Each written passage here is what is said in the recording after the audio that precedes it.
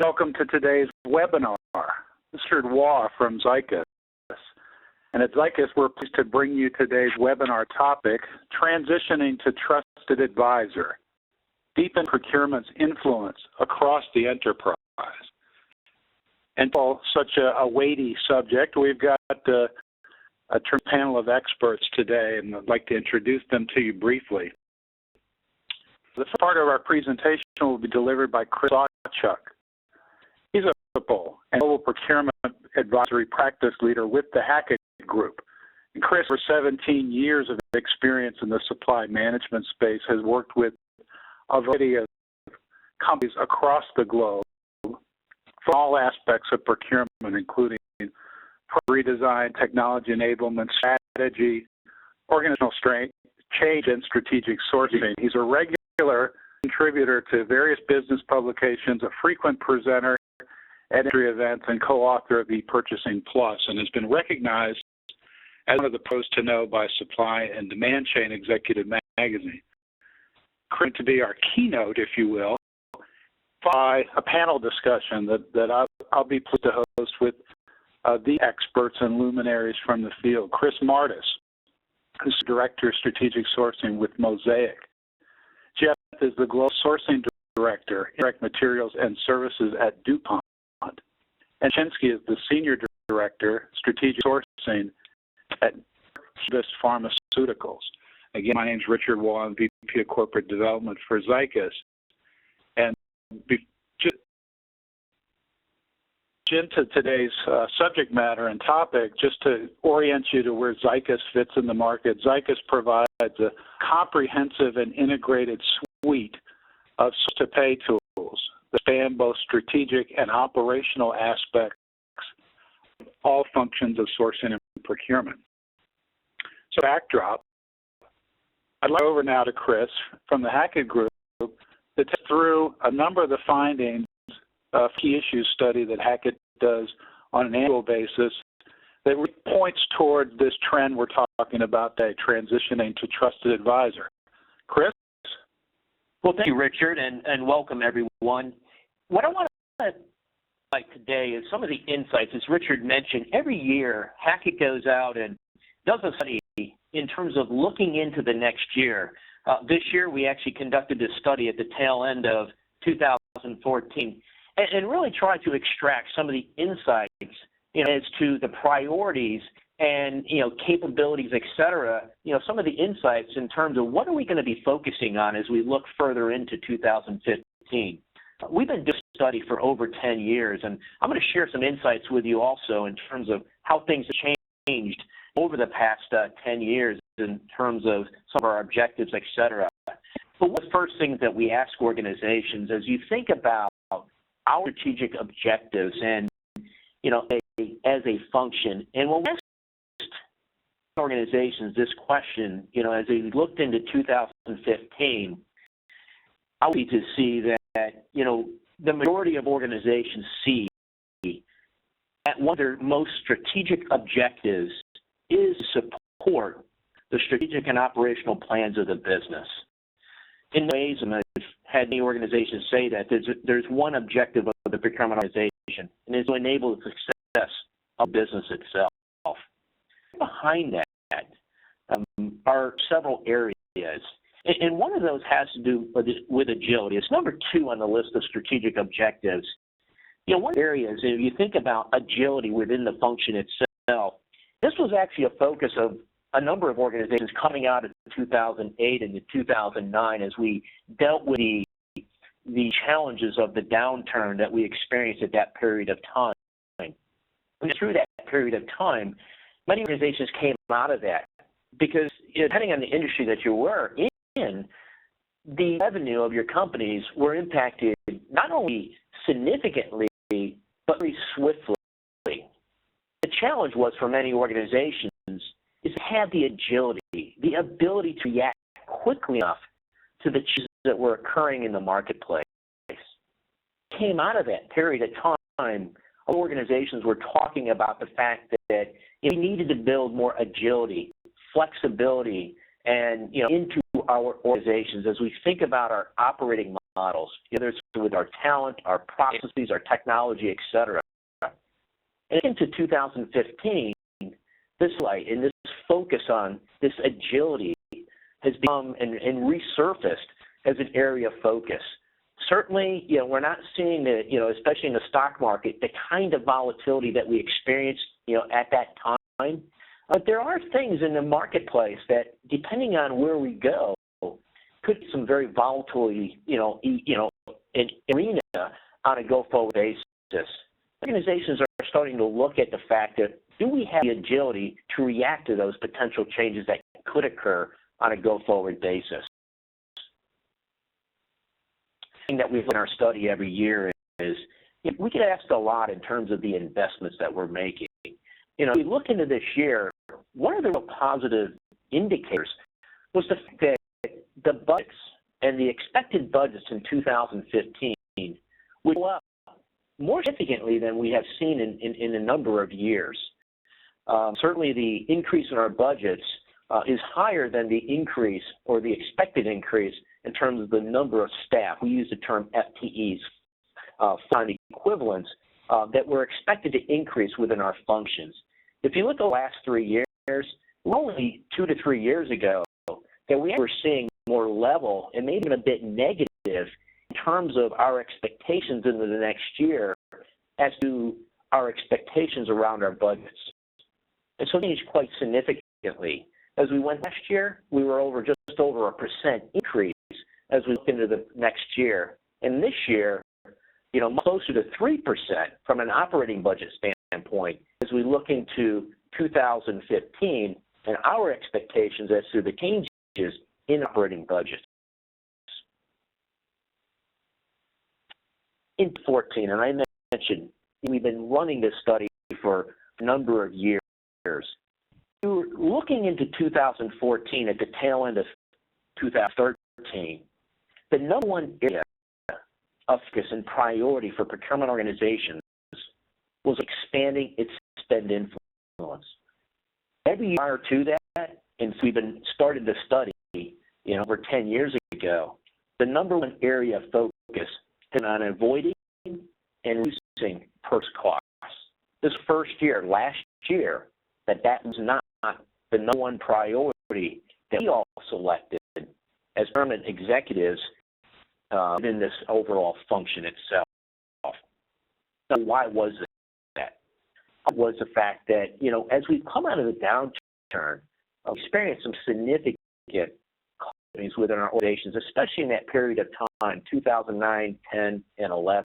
But as it got out, so it's been getting more and more difficult to sustain some of the fairly significant value that we've been deriving and driving for our organizations overall. Had to expand. And when you look at the average organization today from indirect, and this is more an issue on the indirect side of spend, we're only influencing anywhere from 60 to 65% of the overall indirect spend organization on average. Now, when we look at the top performing, the world-class organizations, we're looking at numbers of 90 to 95%. So there's a significant gap from each organization and everybody else. Now, what organizations looked at last year is we got to close that gap. If we're going to continue to drive the increases in value that we're able to over a period of time, the only way we're going to do that is get ourselves involved in some of this territory that we haven't necessarily been involved with in the past. Behind this was the focus on innovation. Our companies are focused on growth. And nobody's are focused on growth. It's innovation. There's many ways to grow as companies. And the way we really wanted to grow was, innovation in terms of products, in terms of the way that we deliver our products and services in the marketplace, et cetera. As organizations, we looked at that and how to enable that kind of focus of our organizations. Our organization's been focused on that for several years. And it was this year that we saw the focus of the procurement organization really center on how we can enable that kind of environment within our companies. As we moved into 2015, we asked organizations at the tail end of last year, what are your expectations and priorities as we look into 2015? Some things that we did is we mixed it up a little bit this year, and we added a couple of new items to select from. This was this idea of a trusted business advisor. We did over the summer of last year, and the study really looked at when we, is looked at these world-class organizations, and what are some of the characteristics? What are some of the things that they do that's different than everybody else that really seems to be driving their performance? One of the things that we highlighted was the idea of a trusted business advisor. It was a common thread as we looked at these organizations and their ability to create this kind of relationship with internal stakeholders, whether it's businesses or functions within their companies and organizations. And it's on the list of areas to be selected in 2015, which it had never been on the list prior to that. It came out, and maybe it was a bit surprising to us, the number one area of priority for the is completing this particular study. Now, what I didn't highlight is this study is a global study. This year, in particular, a little bit more of the weighting was in the EMEA region of the world versus in North America. And with that, the focus on being a trusted advisor was the number one highest area of priority for our organizations. Now, the thing that you see on this list, number 3, I was talking a bit about agility and our ability to react much more quickly and more flexible to the changes in the environment. And you see that, high up in the list as well. In terms of, how do we build agility into our service delivery, our operating models on a go-forward basis? And when you think about that, organizations are looking at it in many different ways. Think about your overall operating model. It includes your processes. It includes your technology. It includes your organization, structure and governance processes. It includes your people. It includes the information and all those decisions that you make in terms of how to shape, environment to deliver these sourcing and procurement services back to the organization. And it is, how do we make that environment much more agile to react to potentially to events that we can't necessarily predict? And it's not events that become bad in terms of reductions in revenue, but also events that actually could increase our revenue quite quickly. How do we scale much more quickly and react much more quickly to these events that can occur with our environments?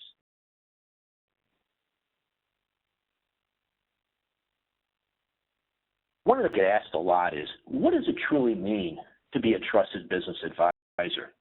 Now, there are things on this chart here that you're looking at, and actually were key takeaways, key insights from a forum that we ran in the fall of last year, where we asked these procurement leaders, one of the things, how would you characterize being a trusted business advisor? And we're going through all these bullets. The one point that I really want to make about being a trusted business advisor is that procurement executives don't define ourselves as trusted business advisors. Our stakeholders, those we serve and support, et cetera, and enable in our organizations are the ones that define us as that. And some of the characteristics, as you think about, what does it truly mean to trusted business advisor? I would think about is, do they seek you out? As they're in critical decisions in areas of their business, et cetera, do they seek you out for counsel in areas before they make some of those decisions? If you are, you're getting much more to a trusted business advisor than not. And so some of the things you need to think about, but what's on here are some of the other characteristics that organizations have highlighted. Other things, as we did the study this year, and this was the first year we did this as well, is not just ask the question in terms of what are your priorities as we look into 2015, but also what ability to address those priorities. So a list of all kinds of priorities, but a very limited ability to address those, and the ability to actually execute won't come to fruition. So what's that this year? And you see a number of different colors on this particular chart here. One of the things I want to point out is the red areas. These are areas that we've identified as high importance to organizations, high priority, but to address these areas is more limited. And that includes areas like we were just talking, our ability to be that advisor to the organization that we serve. At this time, it highlights, as we talked about, one of our priorities in 2014 was expanding our scope, expanding our influence across a greater swath, especially of the indirect spend across organizations. Again, another area that we view as very high priority for our organizations, but we also have a more limited ability to address that. The agility, another high area of focus. So look at, where do we got to develop? These are the areas that we want to focus on from an overall perspective, because they have prioritized them as critical priority for us. At the same time, we're much more limited in our ability to address them. Now, asking what the priorities were, we ask what capabilities, what are the abilities that you're going to be investing in as we look into 2015? And this is what we've seen over the last 10 plus. Strategic sourcing is the number one capability development and investment in organizations in 2015. Right behind that, and this occurred several years ago, is the focus on category management as well as focus on supplier relationship management. As you think about, some organizations will ask, what's the difference between category management and strategic sourcing? Well, actually, sourcing is a subset of category management. Category management being much more predictive and forward-looking and proactive. In the long term, it doesn't have any, doesn't have an end point. It's not based.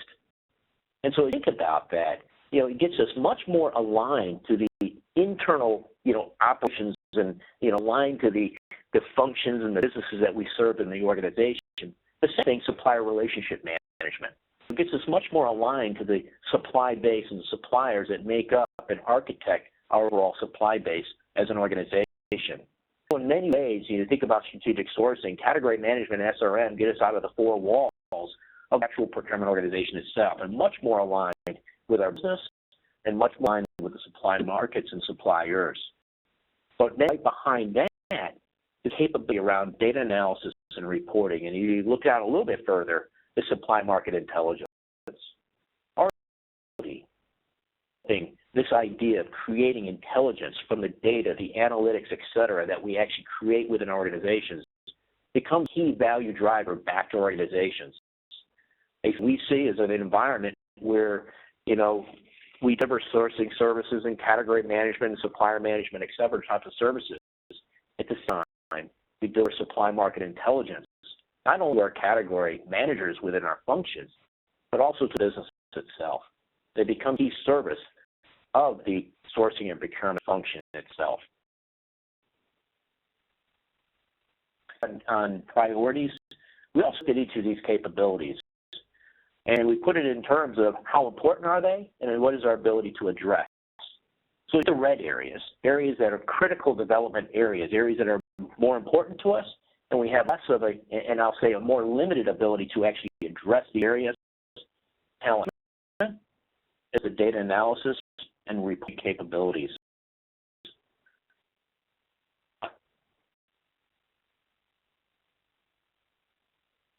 I talked about and asked about were our ability to transform. What are our priorities as we think about transformation into the next, into 2015? Where are we going to be focusing our efforts in transforming? The areas we asked about was organization and process. And look at that.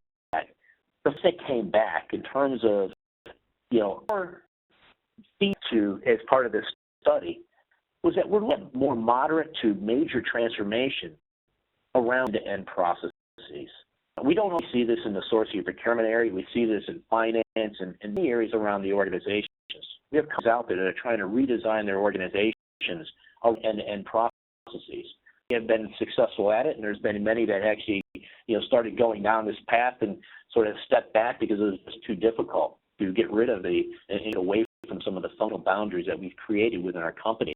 A lot of focus on end-to-end and how to truly bring and start managing these things in a much more end-to-end focus.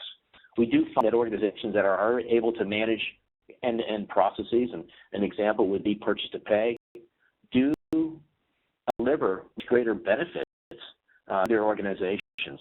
Seeing that for, is something that we've been studying in as an organization over the last 10 years.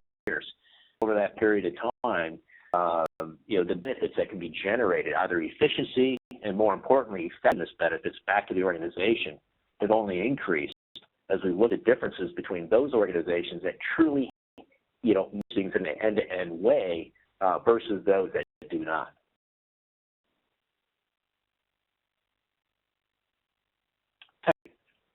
What's interesting when we asked about technology this year, and it wasn't just technology, we looked at technology and information. And when about that, more of the priorities in terms of where some of the more major and greater than moderate transformation was occurring was around the information itself and not necessarily the technology. And number one being redefining some of the KPIs and more specifically to align to the business strategy. KPIs are not new to any of us in scorecards, et cetera, and performance management.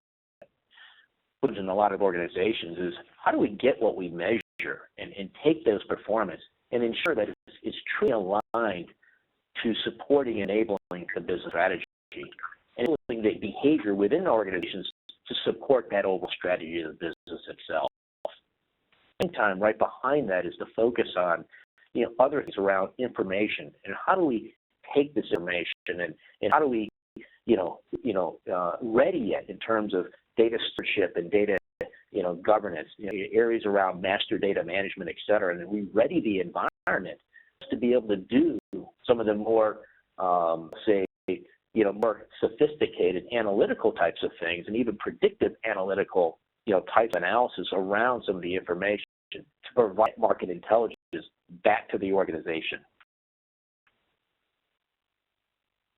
From service placement activities, interesting to us. I mean, we get a lot of questions around, where are we and what's happening in the area of outsourcing and replacing activity. And so we ask this question, and I know it seems quite busy here, but you can see offshoring, you can see outsourcing, you can see insourcing, a number of different areas here. But at the top, the number one area as we look into next year, where we see most of the activity from a more than moderate level of transformation is around still something that many of us have already done, and again, we still see more activity here.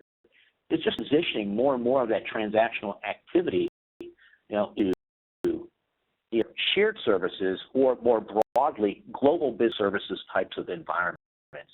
And more broadly, they're happening is that not just putting these transactional types of activities in there, but we're finding also is the environment, and number two here is transitioning some of the knowledge-centric activity that you tend to find in centers of excellence being transitioned into these global business services environments that we've created within our enterprises overall.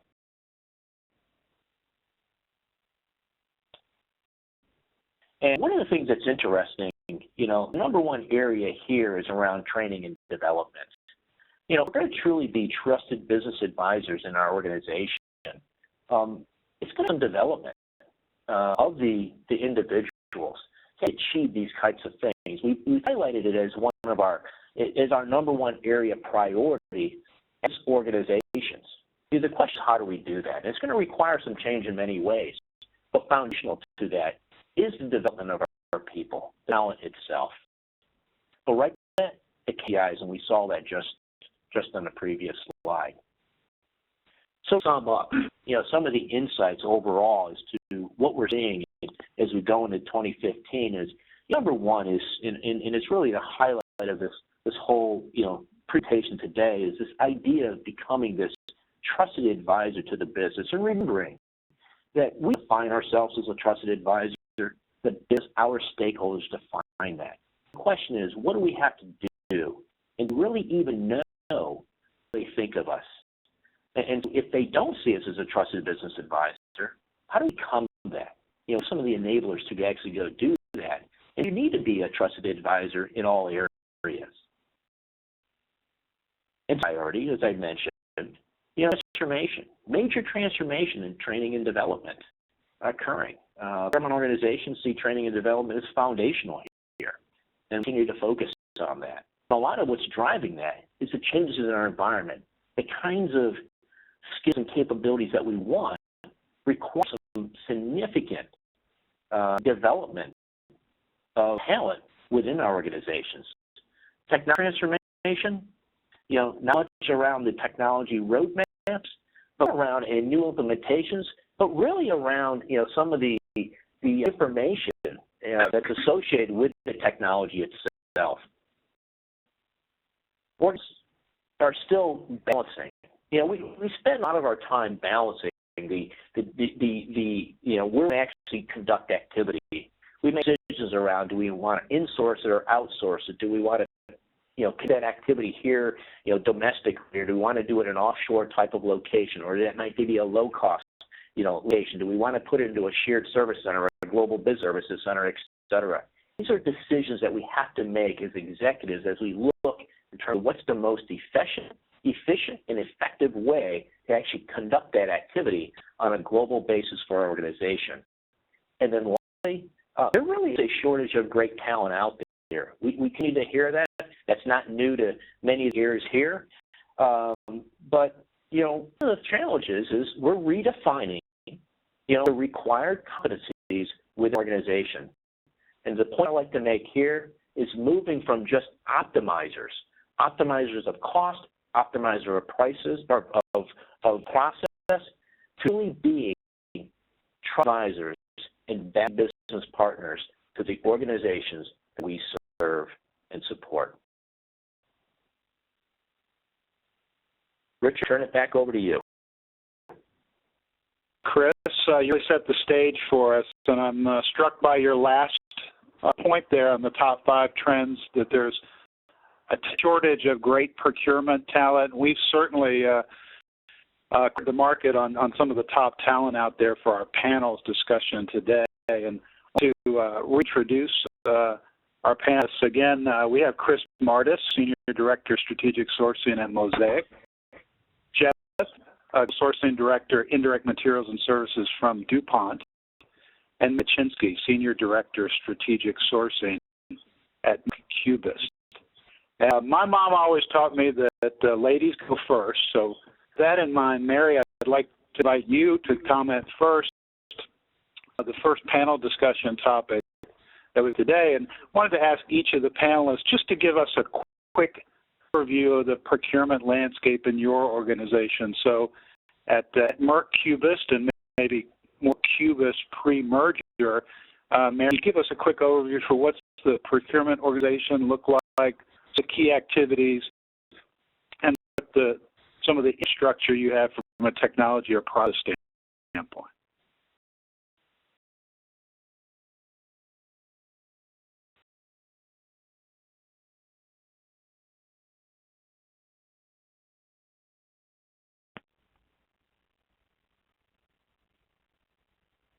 So Mary, chime in. Chip, would you kick us off with the? I'm there is. I'm here. There is. I was on mute, and I didn't realize I was on mute. I'm so sorry. We just missed those brilliant insights, but if you'll just repeat those, thanks very much, Mary. I will. Thank you so much for the opportunity to speak for us. I was commenting on how great this presentation really brought to light many of the key challenges that we have in procurement. Is that we're focusing on for key objectives are right in line with my experience here at Cubist, and I'm sure others on the panel will say the same. But at Cubist, I joined Cubist in 2011 to launch the new sourcing organization. There was no sourcing procurement capability at Cubist at that time. It really took a lot to bring about a robust change management strategy to engage all of the key stakeholders and to accept of what sourcing could do, not only from a savings perspective, but also adding value beyond that for savings. The areas that were hit upon were expanding the scope of influence, and that for sure was one key component. Prior to my going to Cubis, the stakeholders in the functional areas were executing all of the contracts and all of the supplier relationships. So again, we had to step up and come into the organization and show the value that we could deliver and gain that trust in order to effectively do that. I'm going to wait to give some examples later as we get through more panel questions. But essentially, we built the organization in a 4-year period at Cubis. We staffed, we brought infrastructure from a technology standpoint, built the procedures, all of that. We ended up saving a tremendous amount of money over the 3-year period. We had $65 million. Please keep in mind that the scope of spend at Cubis is not as significant as my previous Pfizer, where we had billions in spend, but we grew from $150 million in spend to $650 million in spend over that period of time, and $65 million over that 3-year period.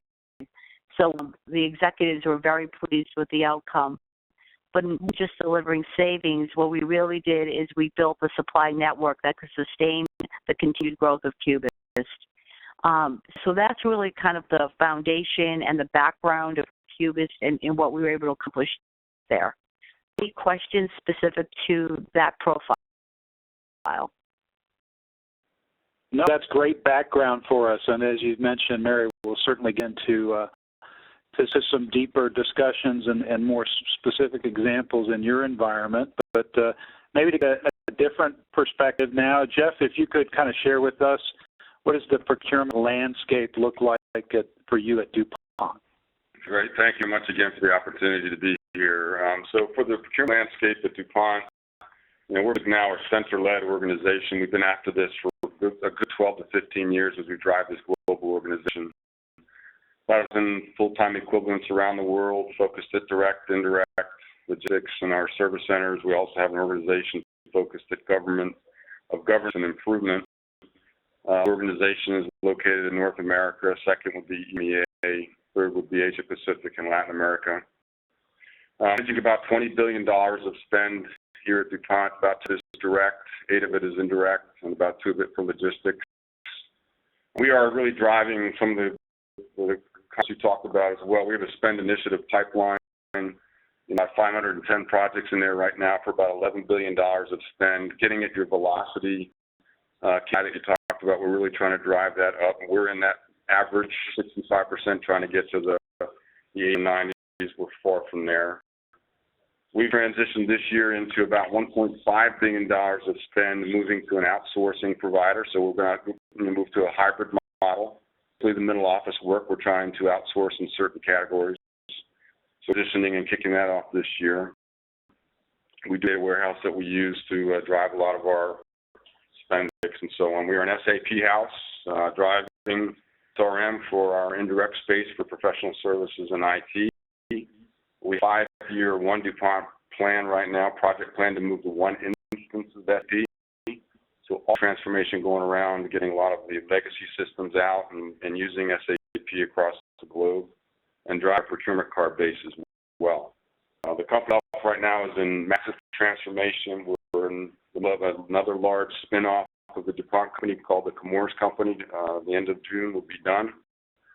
Moving toward more of a life sciences type company. And with that was coming all kinds of challenges. Our budgets are not going up. They're going in the opposite direction.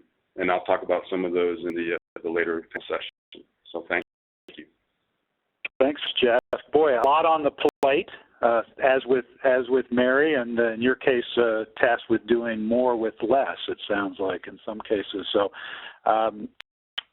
Chris, could you share with us your view at Mosaic? I'm sure a number of the same themes, but probably some unique characteristics in your organization. Yes, it's a pleasure to be here with you today. Interesting that I think many of these themes cross across our businesses. Mosaic is the largest combined producer of phosphate and potash production products. what we've been doing has been trying to put greater centralization to our procurement function. I've been with Mosaic for going 2 years now, and really our main focus has been trying to have our processes, our purchasing leverage, our systems aligning amongst our facilities, which are primarily focused in Florida, in Louisiana, and in Saskatchewan. And I think the big thing we've been trying to drive for, go back to one of the points that Chris mentioned several times, is this agility. One of the things we really talk about a lot here is trying to make our team more adaptive and more nimble, and at the end of the day, just more responsive to the needs of the business, because it seems like all business is changing more rapidly every day, and we need to have the capabilities within our organization to be able to respond to it. So that is what we're trying to retool ourselves. Thanks very much, Chris. Clearly, you're, as with the other panelists, are along that path and the transition to trusted advisor, and a lot of activities going on. I'd like to come back to each of you then and ask you to maybe just reflect based on the key issues that Chris discussed in our keynote for today, and there was a lot of different areas that Chris touched upon. So maybe ask you if there's one or two keys that really resonated with you in your environment, and how you've really chosen to attack those or implement them in your environment. So again, Mary, if you could kick us off, any one or two that really resonates for you. Yes, thank you. One that comes to mind immediately is the talent and the need for development of the professional procurement talent. I faced this when I went to hire my 14 staff members over the 3-year period. I can't tell you how many people I interviewed before I was able to actually find the talent. So along with the typical requirements that you might think of when it comes to hiring procurement staff is, you think about cost savings, ability to negotiate, things like that, the fundamentals, the ability to analyze, right, or to create reports and that type of thing. But I was looking for more than just the core competencies. I was looking for individuals who could lead, individuals who could influence, those that would have communication skills that could facilitate meetings effectively, who had strong interpersonal skills, who could present verbal as well as written at very high level, because you were dealing with key executives. This first layer of talent that I brought in would be engaging with VPs and SVPs across the functional areas. So we really needed individuals who could understand and present procurement philosophies and value that we could create. And so for me, it was important to find that talent, and that was difficult. So what I did for my team once I got them on board, because you have to continue to grow talent, was I created a development profile of the roles that I had. And I created this profile that was individualized for each, not only each individual, but also the level. So if it was a manager or a senior manager or a director, I would have a profile of training that was suggested that they go through in order to keep enhancing their skill sets. And I think that's really important for organizations working with their HR team to be able to do that.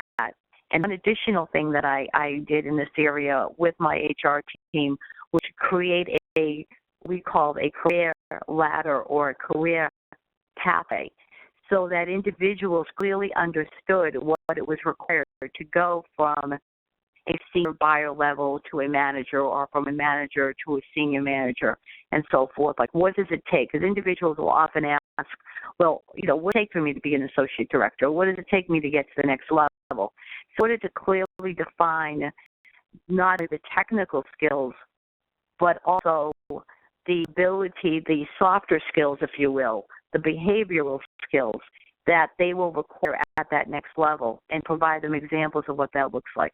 So that was an area that hit home for me. And the second one, not to take up too much time, was definitely the ability to know the value to the organization, getting a seat at those that leadership table, that we could not only understand their business objectives, but co-share those objectives.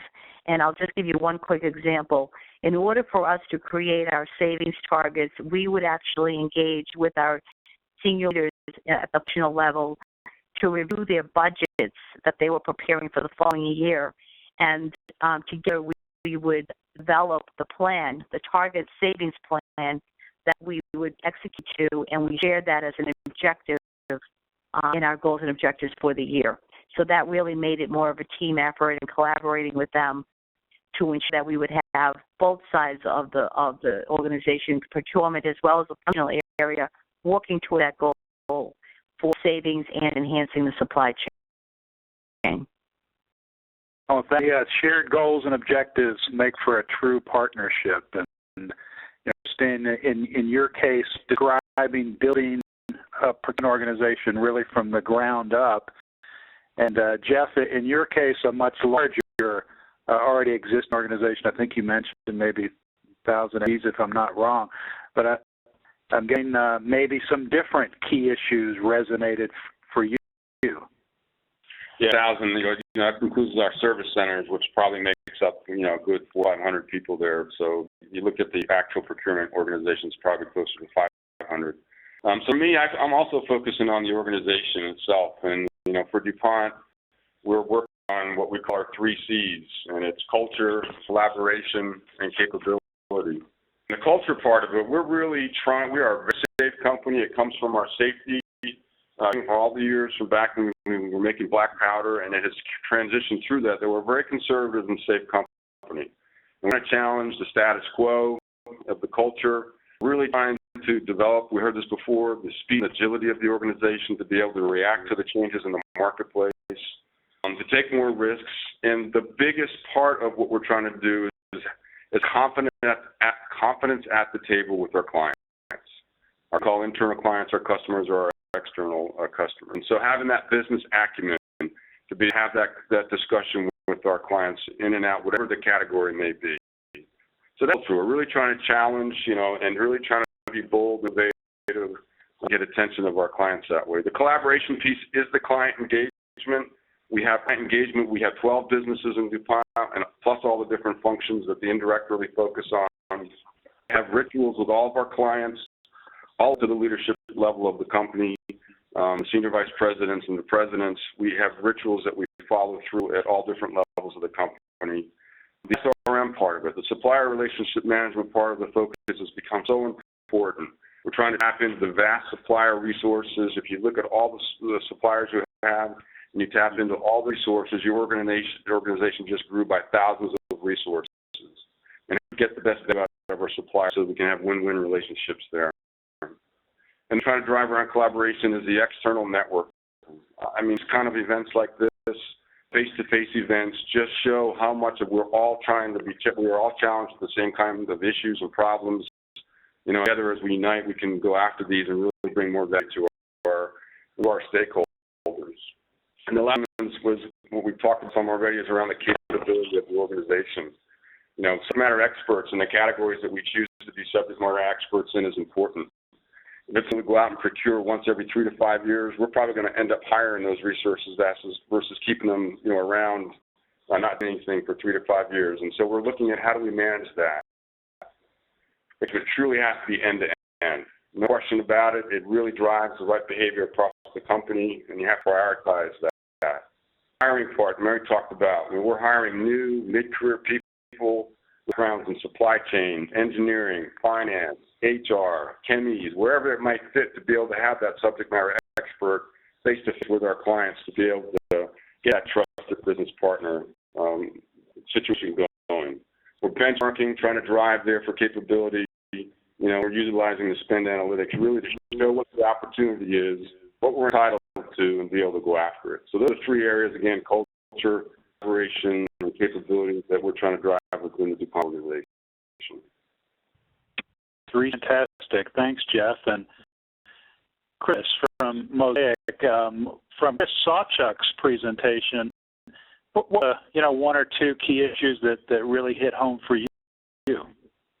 I think the thing that really resonated with me, and this whole idea of the trusted advisor, and just important it is when the situation turns or when things are really difficult. And I was thinking when I was listening to Chris, I was in Europe during the last economic crunch that happened, and remember that situation where procurement really can across many companies and be able to get a handle on your spend, being able to stream your processes, and it needed to be done immediately for businesses. And it was not only a thing that had to be done, but it became an existential necessity for many companies to do it.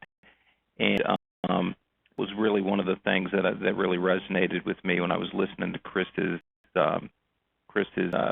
talk, because right now we talk a lot with my team, be it that we're in a commodity industry, is we need to make the sun is shining.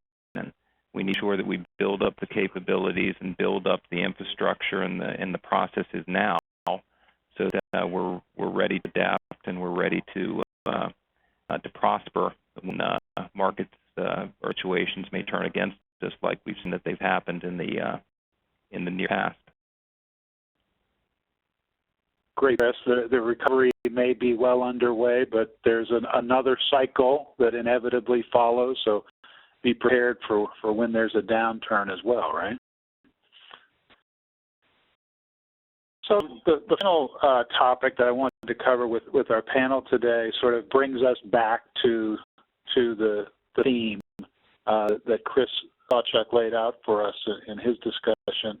The role as trusted advisor, and for each of you, if you could comment on, do you think, in kind of making that transition, the trusted advisor in your organization, and can you provide any specific examples? And I'll weave in here, one of our audience questions is looking for any helpful hints that any of you can provide on how to increase procurement's influence and get access to or control of more indirect spend categories. So maybe if there's an example of how you've transitioned to trusted advisor and been able to gain access to increase influence over certain categories of spend. Mary, once again, could you lead us off? I can give you an example in the in the indirect space, which I'll do first, and the second example will be the research side. On the indirect space, as you can imagine, when I went to Cubis, as it was at Pfizer and other places I worked, certain categories such as legal were difficult to touch. And in the legal area, you're pretty much told that, the law firms are different and you can't really negotiate with these people and you can't touch them because this is where we need them for IP and this and that. Basically, it was always a shutdown. So when we started doing our sourcing initiative and partnering with our client base, my focus was to show some quick wins and to advertise those quick wins and to make that known throughout the organization that here are some areas of success. Well, as we were going through our wave one of projects, we were able to really show some significant wins on opportunities. And the legal department became very enticed because our budgets, quite frankly, were being held flat. So when the pressure was coming down to say, well, look at the budgets for the next coming year are going to be flat, you're going to have to do more with less, and that's attentions of the stakeholders. So our general counsel came to me and said, I'm interested in taking a look at this because you've done such great work and looking for me. Basically skeptic about it, but wanting to at least here. So able through data, and this is where I think that if you can do it in any which way, the data, I always say, tells the story.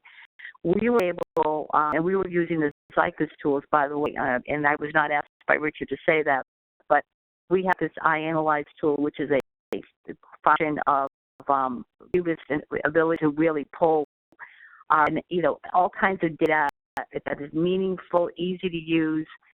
We're able to pull a number of data points that showed our general counsel that we were receiving increases from the law firms at substantially over market rate for increases year over year. And also we pointed out some other things that are pretty confidential that I can't disclose. But once the retention with this data, they all jumped on the bandwagon. So my recommendation would be get them to have data tell the story, send them through, again, market analysis and market trends, show them where there are benefits if you go in to negotiate, and basically, assure them that we're not going to alienate. We're here to support them and to collaborate with them in these negotiations. So able to really get legal on board, and that was a real win and success. Ended up saving. It was close to $4,000. $400,000. Excuse me. And that $400,000 to $500,000 in that particular first round negotiation. And we increased from there as we took on different law firms. So that was a significant deliverable. On the research side, we basically had a lot, as many of you who are in the bio or pharma industry know, who are running either discovery or early farm site or clinical. They really speak a different language. So what I was able to do is to hire a scientist who had a procurement background to be procurement category support for them. And that really helped because you had someone who spoke the language, understood the science, but procurement skilled professional. That was another avenue into getting that seat at the table and really supporting them with that they felt very comfortable with. So those are examples. Great success stories, and in the case of legal and research, I think to the sacred cows when it comes to indirect spend that are difficult, for procurement to get access to. So in your case, I think the helpful hint is, as you said, let the data tell the story. Jeff, your perspective at Dupont on where you think you are in this transition to trusted advisor, and kind of any specific examples or helpful hints that you could provide our audience as well. Sure. Again, in this presentation has been fantastic in regards to the really the key factors and areas we're all trying to work on. And so, Stuart is our Chief Procurement Officer here at Dupont, and has been here about 2.5 years. And after he'd been here about a year, he basically believed that the purchasing organization, sourcing organization, the logistics organization was respected within Dupont. And wanted to take it to the next level. And so he started his mantra now in regards, we're going to move from respected to admired. And admired, it just shows a little bit more of a proactive, external look and touch on everything that we're doing. So we here implemented what we call S&L days with the business presidents and functions. And this was done in the August and September time of the year around the budgeting and the goal setting for the next year. Then I met with each of the business presidents, all 12 of them, all of the 5 major functional leads, and sat down with them, reviewed their spend, the segmentation model with them, after they gave us their business and functional objectives, what their challenges were, where they had to reduce or meet demand growth and so on. And we just had a great half interaction. It turned into an afternoon of putting the business plans together, joint programs, joint objectives globally. And we built the savings into the outlook for the next year, so it made us hold ourselves accountable for the delivery of that. And so we started new kinds of conversations with our clients that we haven't had in the past. And I'll have another example similar to this on the research side. Supplies are very sacred. I remember the science officer for Dupont said, these are my golf clubs. You're going to change my golf clubs in the middle of a round of golf. You cannot do that, and I can't be successful. And so we came to them with a significant offer. We had an incumbent supplier for a good 30+ years with them to make a change. The management of change, the team we put together there did a phenomenal job, both in the client, the sourcing, finance group, and we were able to convince the research technology to tabulate, change their lab supply base, and we're getting tens of millions of dollars every year we move forward with that. So that's where we were never able to touch, but through collaborative meeting with the biz heads and the functional heads, we were able to gain their confidence and make some changes. Great, thanks. Yeah, and the collaboration, I know you're focused on really eggs for procurement to be out there, be visible with the business stakeholders, engage and collaborate as the way to gain that trusted advisor status. And Chris Mosaic, where do you think you are in this transition to trusted advisor, and any specific hints you can offer our audience as well? I think at the end of the day, it's a path that you're always on, you're always driving for, and I don't know if you ever get there. One of the things that we've been really trying to do as we talk with the stakeholders across Mosaic is to really understand how do we market ourselves to them and understand what they're looking for. Different operations, different functions have different needs from us.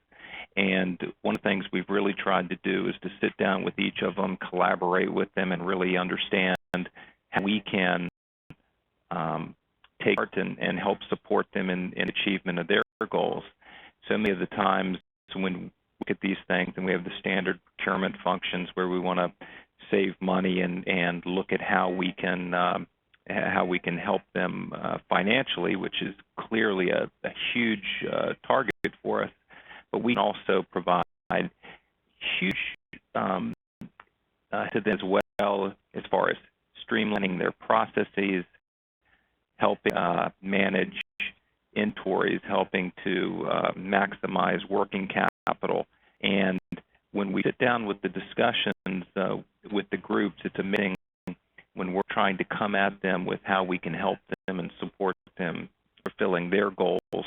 We always come up with some ways where we can work together. So I think the bridges, you always have to continue to try to build them. And just like in everybody's business, people and things change, so it's an ongoing process that's a never end. But I'm pleased with the path that we're on. Much, Chris. And Chris, when you kicked us off at the top of this webinar, you provided us obviously some very robust themes, great panel discussion. I think you agree with me that each of our panelists are embodying those themes that you mentioned. They're agile, they're driving innovation, they're trusted advisors.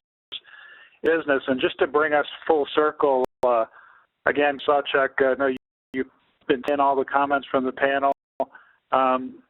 What are your impressions and insights based on the discussion we've just had around these key themes and transitioning to trusted advisor? It's interesting, and thank you for all the comments. It's it's always enlightening, I'll say, or interesting to hear, the variety of paths that we're on. I think what I heard, and I think the point that I'd want to make across is that we know the end state in terms of where we ultimately would like to get. This agile, the trusted business advisor, et cetera. And I think what you heard across the three panelists is that there are multiple paths. I mean, you heard the focus on talent. You heard the focus on having business acumen. You heard some focus around how do we better market ourselves in the organization, et cetera. And there's different ways to get to this, I'll call it a destination, and that we're all going to take different paths. But ultimately, I think most agree is that it is a goal that that we should be pursuing in our organizations. Excellent. Thanks for really wrapping that up with the O for us, Chris. Very stimulating discussion, a very rich topic. and very knowledgeable experts, both self and each of our panelists. So I'd like to thank again Mary Kaczynski from Merck, Jeff Smith, Dupont, and Chris Martis from Mosaic. And thanks to everyone for attending today's webinar.